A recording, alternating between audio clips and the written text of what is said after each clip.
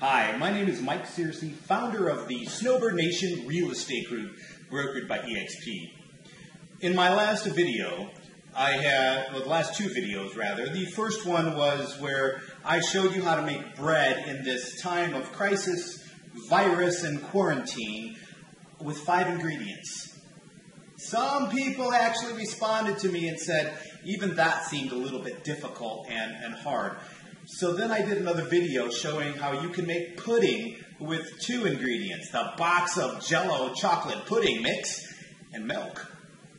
And I had some comments on that one as well, some very positive feedback as well. And then one of the people that did respond was my good friend, the actor, Bill Saunders. And Bill actually sent me a quick recipe and said, Mike, I got another 2-ingredient recipe for you that actually kind of harkens back to the 5-ingredient bread. I said, really? I said, let's talk about it. And he said, okay, let's do it. So I am actually now doing a video today showing you how you can make bread with 2 ingredients. Now, the first ingredient is self-rising flour. And I have in the bowl already, I have 4 cups of self-rising flour. But just kind of a little bit of a side note, I didn't have any self-rising flour in my pantry, but I did have the ingredients to make self-rising flour. So a little bit of a cheat here in that respect, but if you don't have self-rising flour, you can make it. So you use all-purpose flour. I have 4 cups of all-purpose flour in here. You can use 2 tablespoons of baking soda.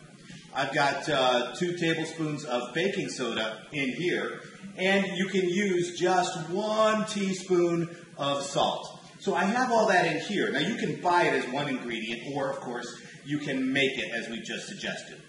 So go ahead and put in the bowl 4 cups of self-rising flour, and if you don't have it, now you know how to make it. I'll give you a quick moment to do just that. Okay, we're back.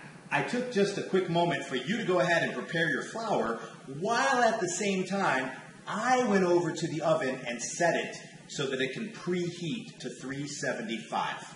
So the oven is now preheating to 375, and in the meantime, I've got my self-rising flour creation right here, 4 cups. And what I'm going to do is I am going to add a freshly opened beer. And I know some of you are wondering why I'm using Coors Light. It's because I don't have any regular Coors. It's that simple.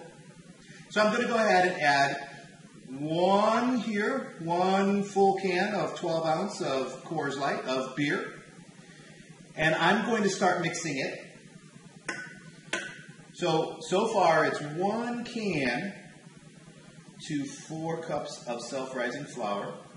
But really the ratio is 1 can for every 2 cups. So as I'm starting to mix this 1 beer in, you recognize, of course, based on where I'm going with this, that we want to add a 2nd can of freshly opened beer. Again, Coors Light.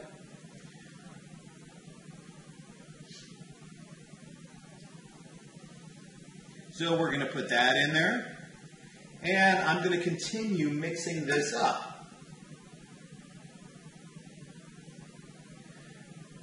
So that hopefully all of the flour is now mixed up to kind of a bread dough goo kind of scenario.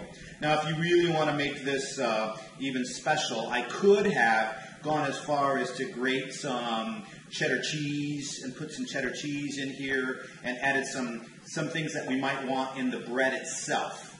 But at this point, I'm sticking to the 2 ingredients, beer and self-rising flour. Just like the pudding mix, and milk. So we've gone from the milk now to the beer. So as I'm kind of mixing all of this up, and you know, I'm kind of doing this to kind of keep myself busy while we're waiting, of course, on a couple of offers that we have out for some houses that some of my buyer clients are hoping to pick up because their apartment leases are coming due. And so they were hoping to buy a house in this time. And in Arizona, real estate is still considered essential business, so we are still active. And so what do while I'm waiting for responses from the sellers about whether or not they're going to accept our offers? I'm going to go ahead and watch some replay baseball on the television, but then at the same time, I'm going to go ahead and do something like this and make some bread. So as you can start to see, this is now becoming a really interesting batter or dough of sorts, almost like the consistency of a cake batter or even real close to a pancake batter.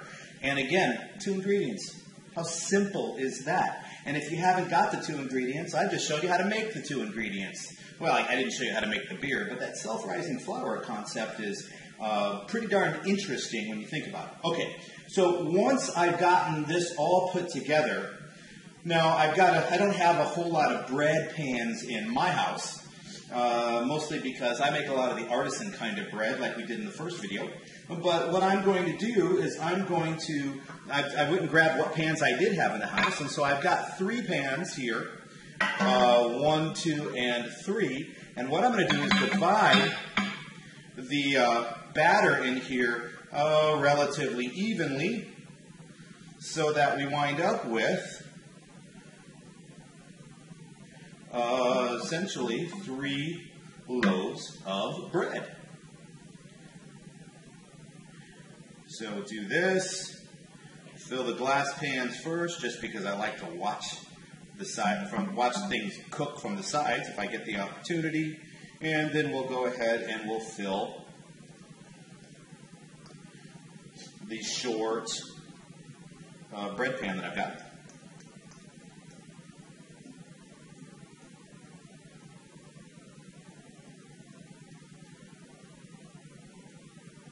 Okay.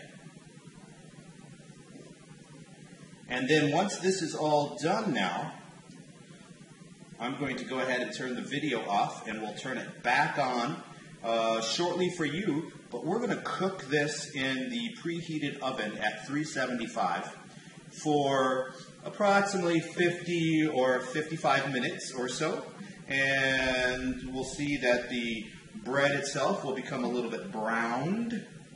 And we'll take it from there and take a look and see how Bill's recipe for a beer bread with 2 ingredients comes out. And for you, in just a couple of moments. For me, I get to wait a longer time, a bit of an hour. All right, we'll see you in just a little while. Okay, I just put them in the oven, and I'm kind of already starting to smell it. It smells delicious.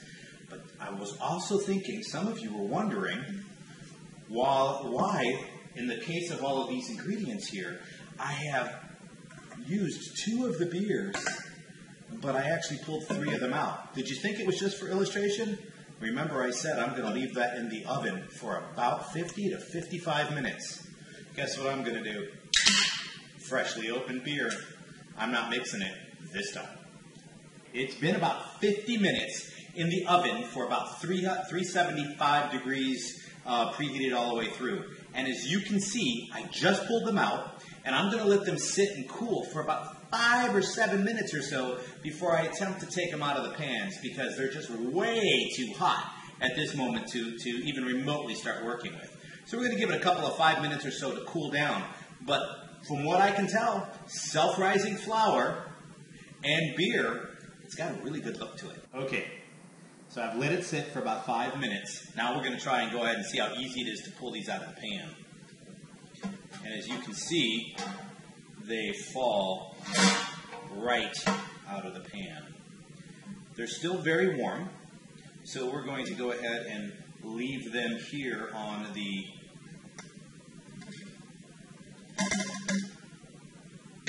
cooling rack for some time yet until they completely cool off.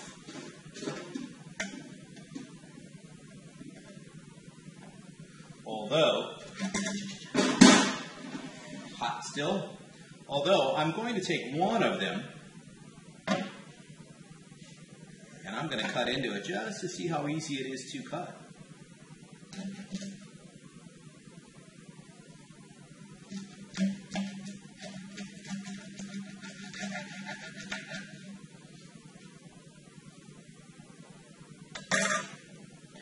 And you can see we have what appears to be bread. It's got to cool off just a little bit more for me to taste it because it's still very hot in my fingers. We'll try that in just a couple of moments. It's still pretty hot and it's still cooling, but we're going to go ahead and break it off a little bit and give it a shot.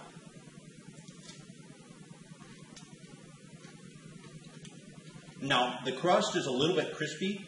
Maybe I left it in the oven just a little bit too long, but it's really soft and moist and just absolutely delicious on the inside. Now, mind you, when I say the outside's crispy, I'm not talking burnt. I'm talking almost like the consistency of toast. You know, when you get that toast, when you put toast in the toaster and you get a little bit of kind of a hard crust to it, that's the actual consistency. Actually, it's really good. Bill Saunders, shout out to you. Thanks for the recipe. And if you need anything, folks, in this time of crisis, virus, and quarantine, when it comes to real estate, or if you're really desperate for something else and it's something that we can assist you with, reach out to us here at Snowbird Nation Real Estate Group. We're here to help and hopefully maybe distract you for a few moments while you're actually working on trying to figure out what to do today while you're staying in. Be well.